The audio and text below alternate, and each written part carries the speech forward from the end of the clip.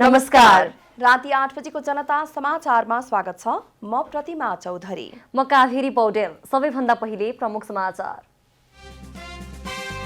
चुनावी तालमेल तथा स्थानीय तहमा सीट बाँडफाँडको विषयमा सहमति जुटाउन बसेको सत्तारूढ गठबन्धनको बैठक निष्कर्षविहीन। बैठक भोलि पुनः बस्ने। स्थानीय तह निर्वाचनका लागि निर्वाचन आयोगद्वारा तयारी तीव्र। 46 जिल्लाका लागि मतपत्र छापियो। गर्मी र प्रदूषण बढेसँगै विभिन्न स्वास्थ्यमा समस्या लिएर अस्पतालहरूमा चाप। खानपान र सरसफाइमा ध्यान दिन चिकित्सकको सुझाव। रुसी सेनाद्वारा पश्चिममा लभिभ लगायत धेरै युक्रेनी शहरमा बमबारी, 7 जना मृत्यु, 11 जना घाइते। र कोरोनाका कारण रोकिएको 9औं राष्ट्रिय प्रतियोगिता आउने 1.5 महिना मात्र बाँकी। हतारमा छनौट गर्दा वास्तविक खेलाडी ओझेलमा पर्न सक्ने चिन्ता।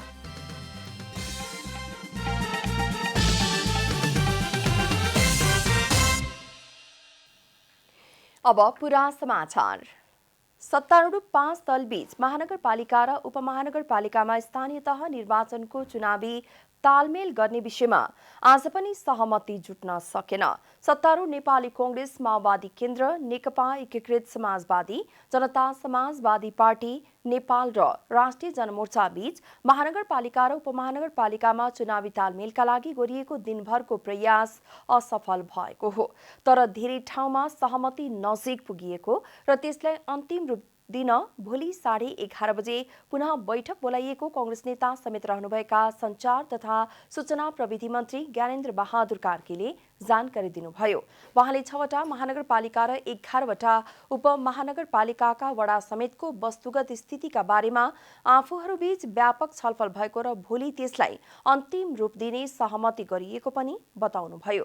भोलि चुनावी तालमेलको विषयमा निर्णय हुने र त्यसलाई आफूले सञ्चार माध्यमबाटै सार्वजनिक गर्ने सञ्चार मन्त्री कार्कीको भनाइ छ। महानगर 6 वटा, उपमहानगर 11 वटा, 17 वटा छन्। 17 वटाको बारेमा वडाहरू पनि धेरै छन्। 17 वटाको बारेमा हामीले अब्जेक्टिभली छलफल गरेका छौँ र यो छलफल सकारात्मक छ र भोलि यसलाई हामी अन्तिम रूप दिएर तपाईहरुको समक्ष म फेरि पनि भन्न चाहन्छु, भोलि तपाईहरुलाई चाहिँ म सार्वजनिक गर्छु। वैशाख 30 गते स्थानीय तहका निर्वाचन सम्पन्न हुँदैछ। सत्तारूढ गठबन्धनले भने चुनावी तालमेल गरेर उम्मेद्वार उठाउने सहमति गरेको छ।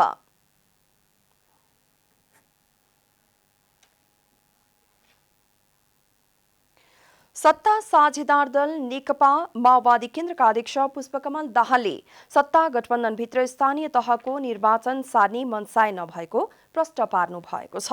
सोमबार पार्टी केन्द्रीय कार्यालय पेरिसटाडामा आयोजित पत्रकार सम्मेलनमा अध्यक्ष दाहालले निर्वाचनको तयारीमा सबै आफ्नो ठाउँबाट लागि परेको र निर्वाचन सार्ने गठबन्धनको मनसाय नभएको भन्दै निर्वाचन वैशाख 30 गते नै हुने बताउनुभयो। सत्तारूढ गठबन्धन दलहरूबीच 6 वटा महानगरपालिका र 11 वटा उपमहानगरपालिकाको मोडालिटी बारे जानकारी गराउँदै अध्यक्ष दाहालले सहमति नजिक पुगिसकेको दावी गर्नुभयो। केन्द्र एकीकृत समाजवादी र जनता समाजवादी पार्टीले एउटा लियो भने यो न्यायपूर्ण हुन्छ र चुनाव जित्न सजिलो पनि हुन्छ भन्ने लाइनमै छलफल भएको छ। मैले भनेको यही लाइनमा करिब हामी निष्कर्षको नजिक छौं भनेको हो। अध्यक्ष दाहालले गठबन्धन दलहरूबीच चुनावी तालमेल गर्दा केही विरोधका स्वर सुनिनु स्वाभाविक भए पनि त्यसले तात्विक फरक नपर्ने विश्वास व्यक्त गर्नुभयो। उहाँले यसपटकको निर्वाचनमा लोकतन्त्र र परिवर्तनको पक्षधर र परिवर्तन विरोधी र लोकतन्त्रलाई उल्ट्याउने खोज्ने प्रतिगमनकारी गरी 2 वटा गठबन्धन बीच मुख्य प्रतिस्पर्धा हुने जिकिर समेत गर्नुभयो।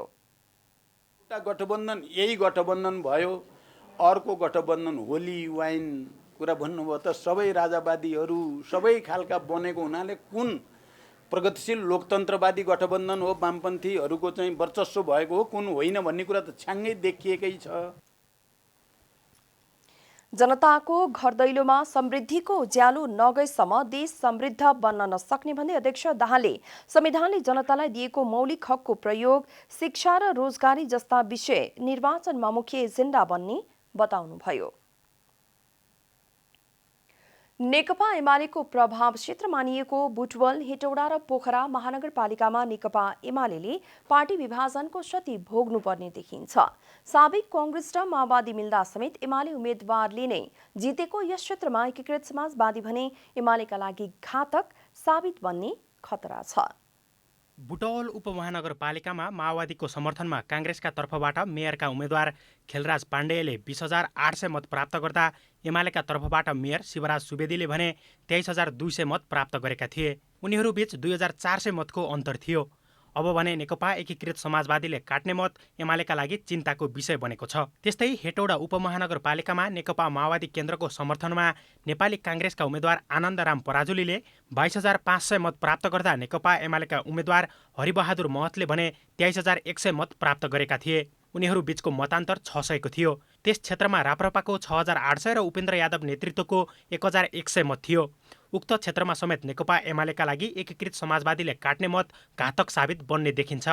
त्यस्तै अर्को नेकपा एमाले जितेको पोखरा महानगरपालिकामा रामजी कुँवरले 46,400 मत प्राप्त गर्दा नेकपा एमालेका तर्फबाट उम्मेद्वार बनेका मानबहादुर जीसीले भने 60,100 मत प्राप्त गरेका थिए। उनीहरू बीचको मतान्तर 13,700 थियो। उक्त क्षेत्रमा उपेन्द्र यादव नेतृत्वसँग 3,100 र राप्रपासँग 2,200 मत थियो। यस क्षेत्रमा एकीकृत समाजवादीले काट्ने मत गठबन्धनका उम्मेद्वारलाई विजेता बनाउन पर्याप्त भएमा एकीकृत समाजवादीको विजय र नेकपा एमालेको पराजयको कडीका रूपमा चित्रित हुने देखिन्छ। यसका अलावा यसभन्दा अगाडि नेपाली कांग्रेस र नेकपा माओवादी केन्द्र मिल्दा पनि एमालेलाई हराउन पर्याप्त नभएका पालिकाहरू गुल्मीको छत्रकोट गाउँपालिका, रुरु गाउँपालिका, पाल्पाको निस्दी गाउँपालिका, तेह्रथुमको आठराई गाउँपालिका, दोलखाका मैलुङ, कालिन्चोक, गौरीशङ्कर, तामाकोशी, भीमेश्वर लगायतका पालिकामा समेत एकीकृत समाजवादीको निर्माण नेकपा एमालेका लागि चिन्ताको विषय बन्ने देखिन्छ। नेकपा एमालेको प्रभाव क्षेत्र मानिने धादिङको गजुरी, ज्वालामुखी, थाक्रे पालिका, मकवानपुरको भीमफेन्दी लगायतका कतिपय पालिकामा साबिकमा कांग्रेस माओवादी गठबन्धन बन्दा समेत एमालेसँग पराजित भएको अवस्थामा अब भने एकीकृत समाजवादीले काट्ने मतले एमालेलाई त्यस क्षेत्रमा प्रभाव पार्ने देखिन्छ। जनता टेलिभिजनका लागि विकास पौडेलको रिपोर्ट। निर्वाचन आयोगले राष्ट्रिय समाचार माध्यमहरूका निर्वाचन सम्बन्धी रिपोर्टिङ गर्ने समाचारदाता र फोटो पत्रकारसँग अन्तर्क्रिया गर्ने भएको छ। सोमबार आयोजित नियमित पत्रकार भेटघाट कार्यक्रममा बोल्दै आयोगका प्रवक्ता शालिग्राम शर्मा पौडेलले भोलि वैशाख 6 गते काठमाडौँमा अन्तर्क्रिया कार्यक्रम गर्न लागि जानकारी गराउनु भएको हो। यसअघि निर्वाचन आयोगले प्रदेश स्तरीय मिडिया अभिमुखीकरण कार्यक्रम सम्पन्न गरिसकेको छ। त्यसैगरी आयोगले मुख्य निर्वाचन अधिकृतको कार्यालय र निर्वाचन अधिकृतको कार्यालयले प्रयोग गर्ने साइन बोर्ड, लेटर प्याड र छापको नमुना प्रदेश निर्वाचन कार्यालय र जिल्ला निर्वाचन कार्यालय मार्फत पठाउन पत्रचार गरेको छ। साइन बोर्ड, लेटर प्याड र छाप सबै मुख्य निर्वाचन अधिकृतको कार्यालय र निर्वाचन अधिकृतको कार्यालयमा एकरूपता ल्याउनका लागि सोको नमुना पठाउन निर्देशन दिइएको पनि आयोगका प्रवक्ता पौडेलले बताउनुभयो।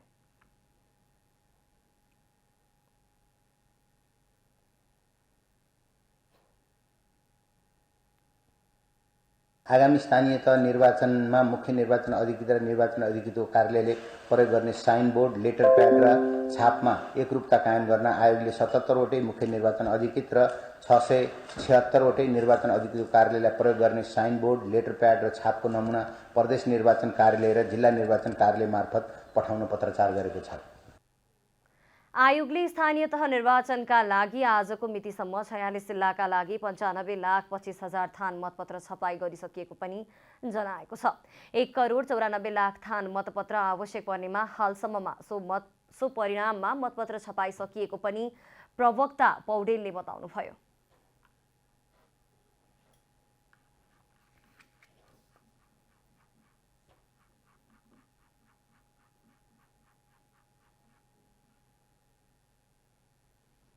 यही वैशाख 9 गतेबाट एसई परीक्षा सुरु हुने निश्चित भएको छ। विगत 2 वर्षदेखि कोभिडका कारण आन्तरिक मूल्याङ्कनबाट एसई नतिजा प्रकाशन गरेको बोर्डले यस वर्ष भने भौतिक उपस्थितिमै परीक्षा सञ्चालन गर्ने भएको छ। प्रवेशिका परीक्षा एसएलसीको नाम फेरिएर माध्यमिक शिक्षा परीक्षा एसईई भएको धेरै भएको छैन। कक्षा 10 अथवा स्कुले जीवनको अन्तिम परीक्षा यस वर्ष भौतिक रूपमै हुने भएपछि सबैलाई चासोको विषय बनेको छ। कोभिड संक्रमण घट्दै गए पश्चात राष्ट्रिय परीक्षा बोर्डले यसपटक भौतिक उपस्थितिमै परीक्षा लिने निर्णय गरेको हो। एसईई यही वैशाख 9 गतेबाट हुने भएको छ। कोभिडका कारण 2 वर्ष आन्तरिक मूल्याङ्कनबाट विद्यार्थीहरूलाई एसईई पास गराइएको थियो। तोकिएका केन्द्रहरूमा बोर्डले तयार पारेका प्रश्नपत्रहरू पठाइने र सोही आधारमा कोरोना कालभन्दा अगाडिको जस्तै परीक्षा सञ्चालन हुनेछ। स्थानीय तहको निर्वाचनसँग मिति नजुत्ने गरी परीक्षाको मिति तय गरिएको छ। वैशाख 9 गते सुरु भएर 20 गतेसम्म चल्ने परीक्षा प्रादेशिक रूपमा सञ्चालन हुने हुँदा यस वर्ष केही फरक देखिएको छ। कोरोना महामारीका कारण विगत 2 वर्षदेखि कक्षा 10 को अन्तिम परीक्षा एसईई सञ्चालन तथा व्यवस्थापन विद्यालयले नै गर्दै आएकोमा यस पटक भने प्रदेश सरकारले गर्ने राष्ट्रिय परीक्षा बोर्डले तयारी गरेको छ।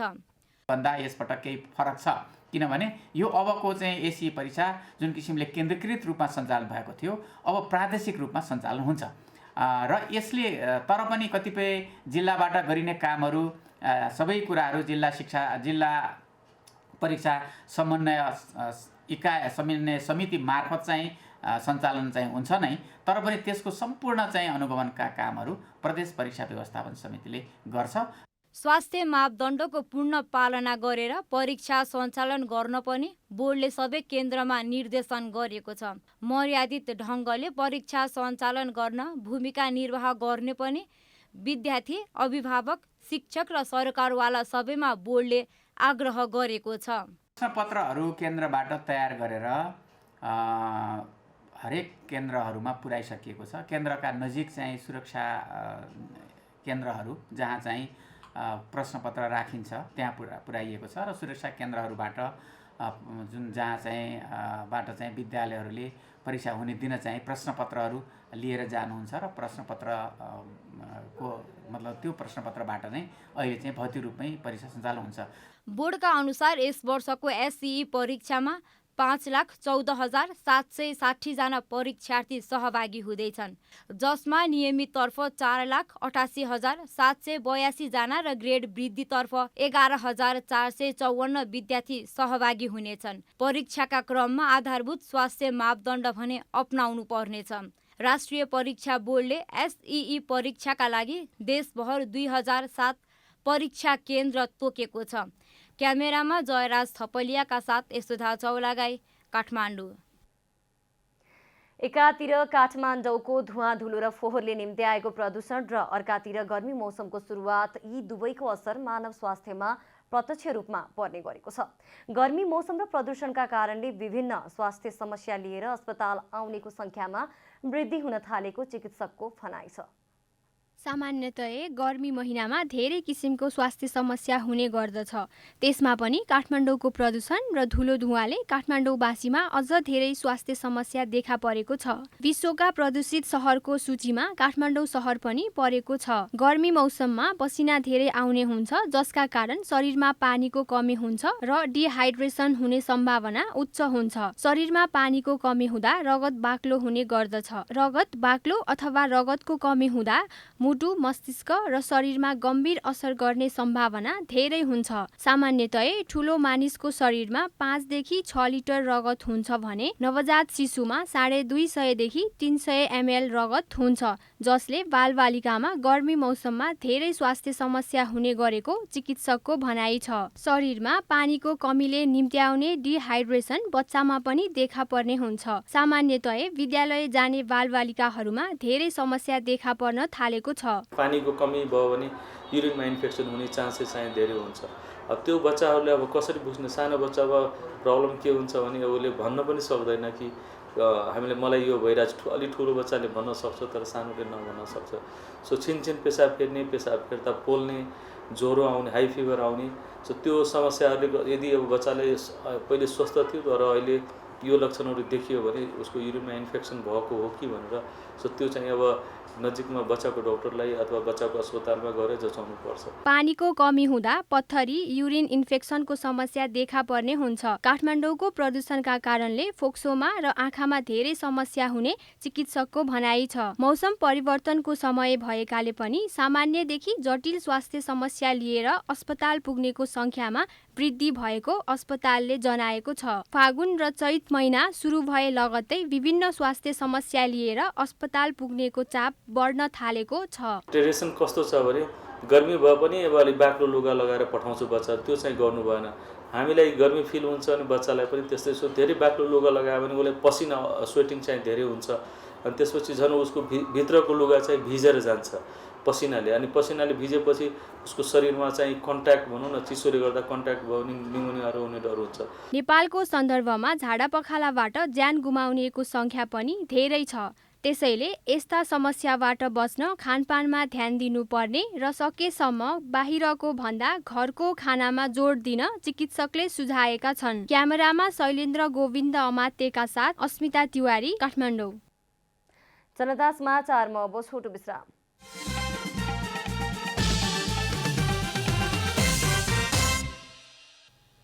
जनता समाचारमा अब थप समाचार। उद्योग विभागका महानिर्देशक रामचन्द्र तिवारीले चालू आर्थिक वर्षको चैत्र मसान्तसम्म उद्योगमा 33 अर्ब बराबरको विदेशी लगानीको प्रतिबद्धता स्वीकृत भएको बताउनु भएको छ। महानिर्देशक तिवारीले चालू आर्थिक वर्ष 2078-79 को चैत्र मसान्तसम्म विदेशी लगानीसँग सम्बन्धित 155 वटा विभिन्न परियोजनाहरू प्रस्ताव भएर विदेशी लगानी स्वीकृत भइसकेको बताउनु भएको हो। उद्योग विभागले चालू आर्थिक वर्षको चैत्र मसान्तसम्म 2 खर्ब 66 अर्ब रुपैयाँ बराबरको कुल प्रस्तावित विदेशी तथा स्वदेशी लगानीको उद्योग दर्ता गरेको छ। गत आर्थिक वर्षमा सोही अवधिमा विदेशी तथा स्वदेशी लगानीमा 1 खर्ब 39 अर्ब रुपैयाँ बराबरको विदेशी तथा स्वदेशी लगानीका उद्योग दर्ता भएको विभागले बताएको छ। वहाँले उद्योग विभागमा दर्ता प्रक्रियालाई नियाल्दा क्रमशः उद्योग दर्ता गर्ने, विदेशी लगानी स्वीकृत गर्ने क्रम बढिरहेको बताउनुभयो। उद्योगहरू चाहिँ आफ्नो क्षमतामा सञ्चालन हुने र नियमित उत्पादन तर्फ अग्रसर भएको देखिन्छ। त्यो हामी कहाँ आएका प्रतिवेदनहरू, रिपोर्टहरू त्यसले पनि त्यो देखाउँछ। र विदेशी लगानी पनि अब यो कोभिडको सन्दर्भमा अहिले यो वर्ष हामीले यो अहिलेसम्मको तपाईँ हेर्नुभयो भने करिब 33 अर्ब बराबरको विदेशी लगानीको प्रतिबद्धता र त्योसँग सम्बन्धित भएर 155 वटा विभिन्न परियोजनाहरूमा प्रस्ताव भएर विदेशी लगानी स्वीकृत भइसकेको अवस्था छ। महानिर्देशक तिवारीले हालसम्म उद्योग विभागमा दर्ता भएका उद्योगहरूमा 59% इनर्जी बेसमा रहेको र लगभग 22% उद्योग म्यानुफ्याक्चरिङ क्षेत्रमा रहेको बताउनुभयो। उहाँले विदेशी लगानीका उद्योगहरूमा पनि 1/3 उद्योगहरू सर्भिस सेक्टरमा र म्यानुफ्याक्चरिङ क्षेत्रमा करिब 23% मात्र रहेको बताउनुभयो। महानिर्देशक तिवारीले उत्पादनमूलक उद्योगहरूको हिस्सा अपेक्षाकृत रूपमा उद्योगको संरचनाभित्र बढाउन नसकेको पनि बताउनुभयो। बाट हेर्नुभयो भने पनि विदेशी लगानीको सबभन्दा ठुलो करिब 1/3 उद्योगहरू सर्भिस सेक्टरमै छन्। म्यानुफ्याक्चरिङ सेक्टरमा हेर्नुभयो भने विदेशी लगानीका उद्योगहरू पनि 20-22% करिब 23% चाहिँ इन्डस्ट्रीहरू चाहिँ हामी कहाँ यो म्यानुफ्याक्चरिङ सेक्टरसँग सम्बन्धित छन्। यो हिसाबले हेर्दा उत्पादनमूलक उद्योगहरूको हिस्सा अपेक्षाकृत रूपमा हाम्रो उद्योगको संरचनाभित्र अथवा विदेशी लगानीको हिसाबले पनि त्यो चाहिँ उत्पादनमूलक उद्योगहरूमा हामीले धेरै कन्सन्ट्रेट गर्न चाहिँ सकेका छैनौँ। महानिर्देशक तिवारीले उद्योग संरचनालाई बलियो बनाउन बनाइएको एकल बिन्दु सेवा केन्द्रबाट अपेक्षाकृत रूपमा सेवा प्रवाह गर्न नसकेको बताउनुभयो। फेडरेशन अफ नेपाल एक्सपोर्ट एसोसिएसनका अध्यक्ष पवन कुमार गोल्यानले सरकारले विदेशी मुद्रा आर्जनको लागि निर्यात जन्य उद्योगलाई प्रोत्साहन गर्नुपर्ने बताउनु भएको छ।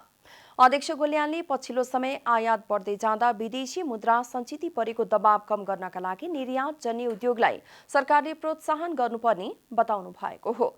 उहाँले सरकारले निर्यात जन्य उद्योगमा लगानी गर्ने र उद्योगबाट उत्पादित वस्तु बाहिरी मुलुकमा निर्यात गर्ने वातावरण बनाउनु आवश्यक रहेको दावी गर्नुभयो। अध्यक्ष गोल्यानले सरकार निर्यात गर्ने उद्योगीलाई सम्मान गर्ने भन्दा पनि आयात गर्ने व्यवसायीलाई सम्मान गरिरहेको गुनासो गर्नुभयो। उहाँले सरकारले नेपाली 4 रुपैयाँमा भारतमा विद्युत बिक्री गर्न तयारी गर्ने तर स्वदेशमा उद्योगहरूलाई 9.5 रुपैयाँ लिने गरेको बताउनुभयो।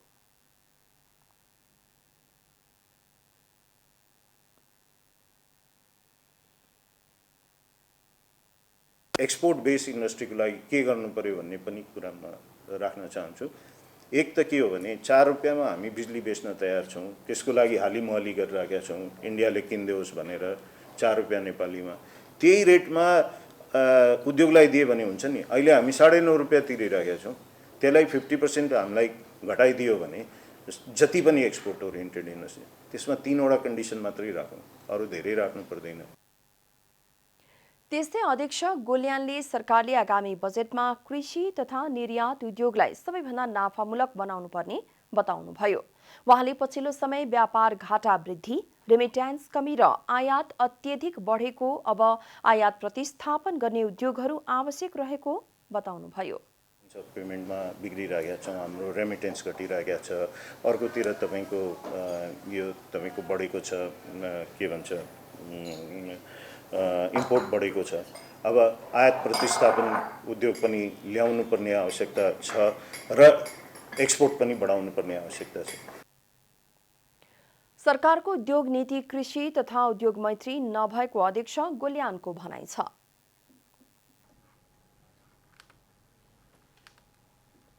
पश्चिम नवलपरासीको वरुण बेभरेज नेपाल प्रहरी पेप्सीका कर्मचारीहरू आन्दोलनमा उत्रिएका छन्। रामग्राम नगरपालिका वडा नम्बर 10 नदवामा रहेको पेप्सी कम्पनीका कर्मचारीहरू विभिन्न मागहरू सहित आजदेखि आन्दोलनमा उत्रिएका हुन्। ट्रेड युनियन गठन गर्नका लागि लामो समयदेखि प्रयास गर्दै आएका पेप्सीका कर्मचारीलाई कम्पनीले हस्तक्षेप गर्न थालेपछि आजदेखि आन्दोलनमा उत्रिएका हुन्। कम्पनीभित्र काम गर्ने कामदारहरूले चाडपर्वमा समेत बिदा नपाउने गरेको र 12-12 घण्टा काम गर्न लगाउने गरिएको कर्मचारीको आरोप छ। वर्षमा एकचोटि होली फेस्टिभल चाडपर्व राम्रो हुन्छ, त्यसको दिन पनि छुट्टी नदिने, जबरजस्ती बोलाएर काम गराउने, 12-12 घण्टा काम गराउने, मान्छेले यहाँ श्रमिकले नचाहे पनि काम गराउने, त्यस्तै धेरै समस्याहरू हाम्रो छ। त्यसैको लागि हामी ट्रेड युनियन गठन गर्नको लागि यहाँ अहिले एकजुट भएछौँ। आज बिहान 6 बजेदेखि आन्दोलनरत कर्मचारीले पेप्सीको गेटमा तालाबन्दी गरेका थिए। कम्पनीले 5-5 वर्षसम्म काम गर्दै आएका कर्मचारीलाई स्थायी नियुक्ति समेत नदिएको कर्मचारीको गुनासो छ। अहिले हामी लगभग 5 वर्ष हुन लाग्यो काम गरेको। हामी यहाँ थाईमा अहिले जब गर्दैछौँ। थाई रूपमा राखेको छ कम्पनीले। जोइनिङ लेटर मात्रै दियो, तर पर्मानेन्ट लेटर अहिलेसम्म हामीलाई नियुक्ति लेटर दिएको छैन।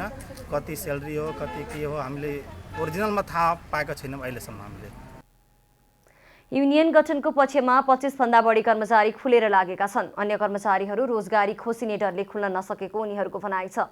कम्पनीमा तालाबन्दी भएपछि जिल्ला प्रशासन कार्यालयमा कर्मचारी र व्यवस्थापन पक्षबीच छुट्टै छलफल भएको थियो। समस्या समाधानका लागि दुवै पक्षलाई मङ्गलबार बोलाइएको प्रमुख जिल्ला अधिकारी श्रवण कुमार पोखरेलले बताउनुभयो। ताला नखोली कम्पनीको काममा अवरोध गरी उनीहरूमाथि मुद्दा लगाउने कम्पनीका प्रबन्धक पङ्कज गुप्ताले चेतावनी दिनुभएको छ। उच्च पहाडी जिल्लाका वनजङ्गल विनाशले चौरी पालन व्यवसाय धराशायी बन्दै गएको छ। चौरी पालन व्यवसायबाट कोही पनि पलायन नहुन् भनेर पाँचथरमा चौरी महोत्सव हुँदै आएको छ। विगत 5 वर्षदेखि महोत्सवले चौरी पालन व्यवसायमा आकर्षण बढाएको छ। भारतको सीमा क्षेत्रसँग जोडिएको पाँचथर जिल्लाको उच्च पहाडी भेगमा पाइने चौरी पालन व्यवसाय प्रवर्धन गर्न निरन्तर महोत्सव आयोजना गरी संरक्षण गरिँदैछ। वन विनाशले चरण क्षेत्र साँगुरिएको भन्दै चौरी पालन व्यवसायबाटै विस्थापित हुने क्रम तीव्र भएपछि हरेक वर्ष वैशाख 1 गते चौरी महोत्सवको आयोजना गरी ग्वालाहरूलाई उत्साहित गराउन थालिएको 5 वर्ष भयो। यस वर्षको महोत्सवले पनि चौरी पालकलाई राहत मिलेको छ। अत्यन्तै ठुलो समस्या छ बाटोको चाहिँ। अब नेपालतर्फ हामी बोर्डरमा चौरी पालिरहेका छौँ। नेपालतर्फ अलिकति बाटो नहुँदाखेरि हामीहरूले गोठदेखि गोठसम्म जाने बाटोहरू पूर्वाधार नहुँदाखेरि एउटा ठुलो समस्या छ। अब यहाँ चाहिँ बाटोको समस्या भयो, बत्तीको समस्या भयो, होइन, अब धेरै कष्ट नै छ। जिल्लाको उच्च पहाडी क्षेत्रको दैनिक जीवनयापनसँगै प्रमुख आम्दानीको स्रोत भनेकै चौरी पालन हो। संघीय प्रदेश सरकार र स्थानीय तहबाट चौरी पालकहरूलाई सहयोग गरेर र महोत्सवले पर्यटकको आगमन बढाएर चौरी पालकहरूको आम्दानी बढाउन काम भएको गाउँपालिकाको भनाइ छ। पाँचथरको याङबरक गाउँपालिकाको च्याङथापु, फलैचा र फालेलुङ गाउँपालिकाको मेमेङ, प्राङबुङ र सिदिनका उच्च भेग चौरी पालन क्षेत्र हुन्। अहिले त्यस स्थानहरूमा 22 घर परिवारले चौरी पाल्ने गरेका छन्। पाँचथरबाट घनेन्द्र केरुङको रिपोर्ट। अब आर्थिक समाचार।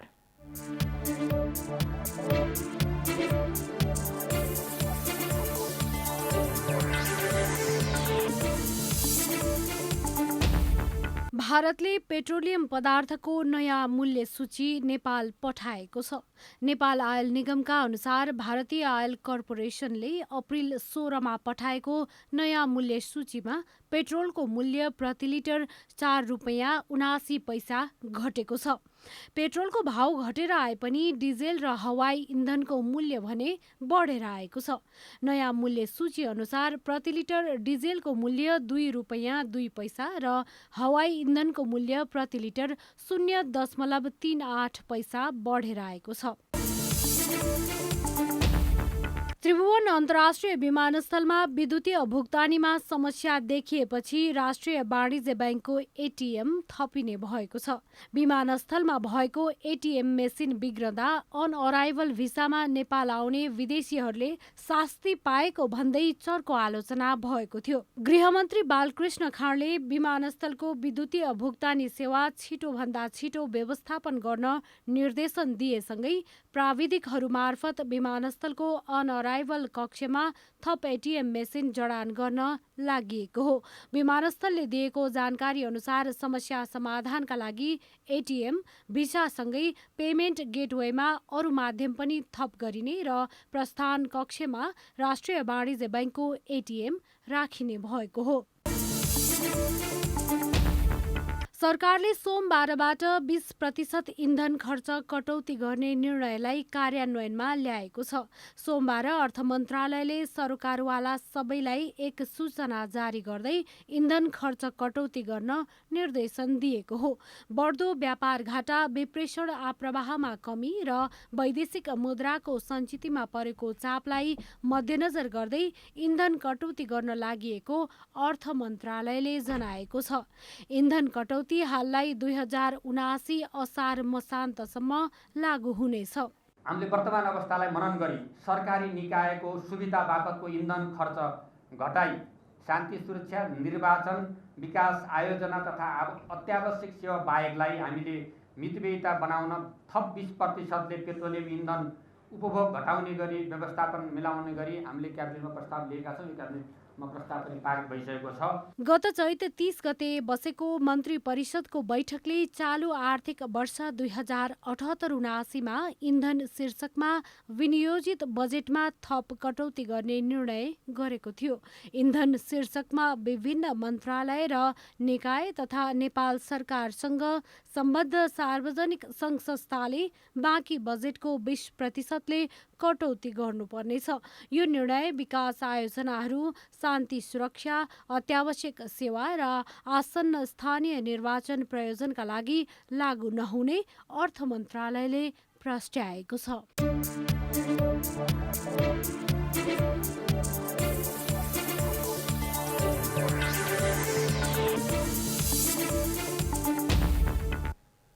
जनता समाचारमा अब छोटो विश्राम।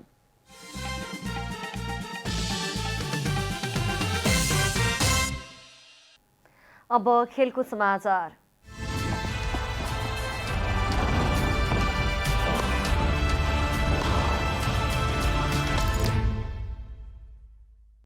सरकारले घोषणा गरेको 9औं राष्ट्रिय प्रतियोगिता आउन अब 1.5 महिना मात्र बाँकी छ।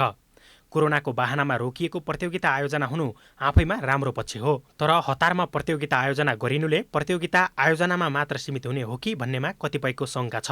मिति तोकिए पनि जिल्ला प्रदेश हुँदै खेलाडी छनौटमा अझै रौनक आउन सकेको छैन। यस्तो अवस्थामा प्रतियोगिता आयोजना हुँदा राष्ट्रिय खेलकुदको लक्ष्य प्राप्त गर्न कठिन हुनेमा कतिपयको आशंका छ।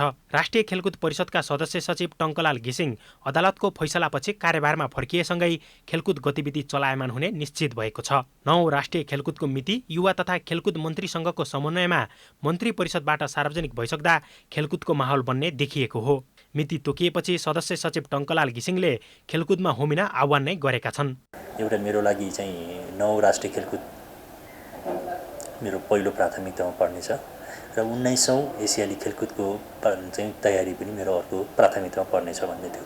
त्यही अन्तर्गत आज एक हप्ताको बिचमा जुन निर्णय भएको छ, म नेपाल सरकारप्रति कृतज्ञता र धन्यवाद व्यक्त गर्न चाहन्छु र सिङ्गो खेलकुदका सङ्घहरू, प्रशिक्षकहरू, खेलाडीहरू सबैजनालाई आफ्नो ठाउँबाट अब राष्ट्रिय खेलकुदका निमित्त तयारीमा हुनका लागि जुट्नका लागि म अपिल गर्नु चाहन्छु। प्रतियोगिता जेठ 22 देखि 28 गते 9 राष्ट्रिय खेलकुदको मितिमा हुँदैछ। राष्ट्रिय गौरवको प्रतियोगिता आयोजना गर्दा जिल्ला प्रदेश हुँदै खेलाडी छनौट हुने प्रावधान छ। तर हतारमा आयोजना गरिन लागिएको प्रतियोगितामा खेलाडीको छनौट प्रक्रिया कस्तो हुने अझै अन्यल छ।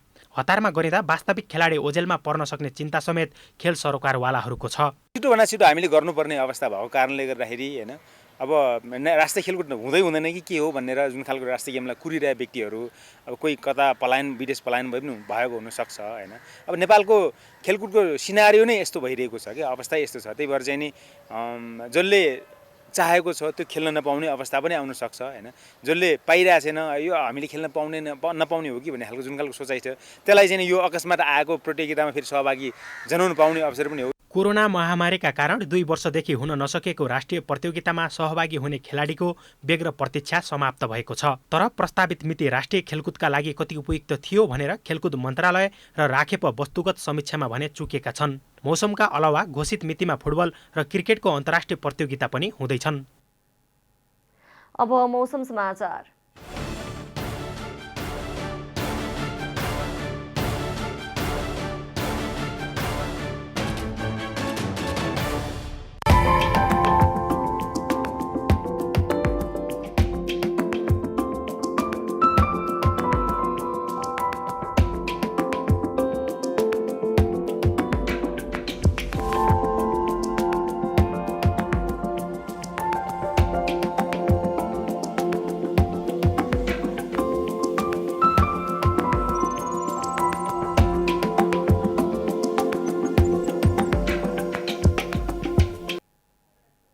अन्त्यमा आजको डायरी।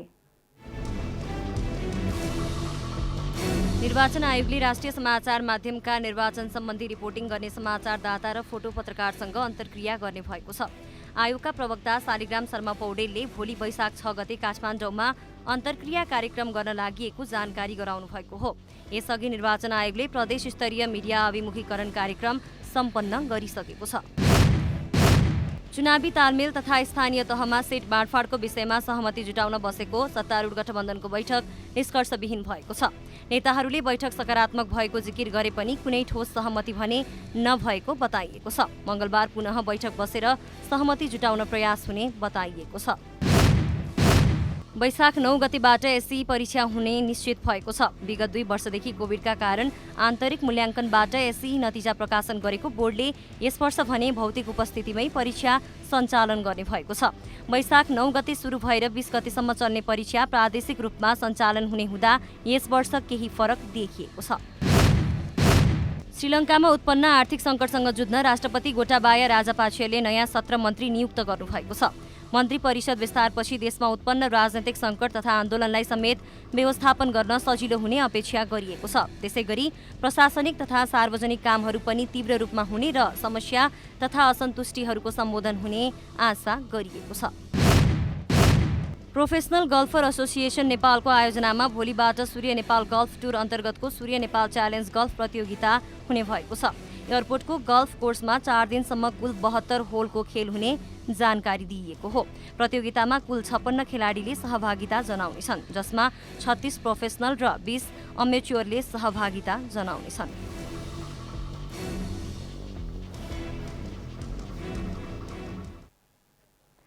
जनता समाचार अहिलेलाई यति नै। जनताद्वारा जनताका लागि प्रसारित जनता टेलिभिजनका कार्यक्रमहरू युट्युब, ट्विटर, फेसबुक र हाम्रो वेबसाइट जनतासमाचार.com मा पनि पढ्न र हेर्न सक्नुहुनेछ। नमस्कार।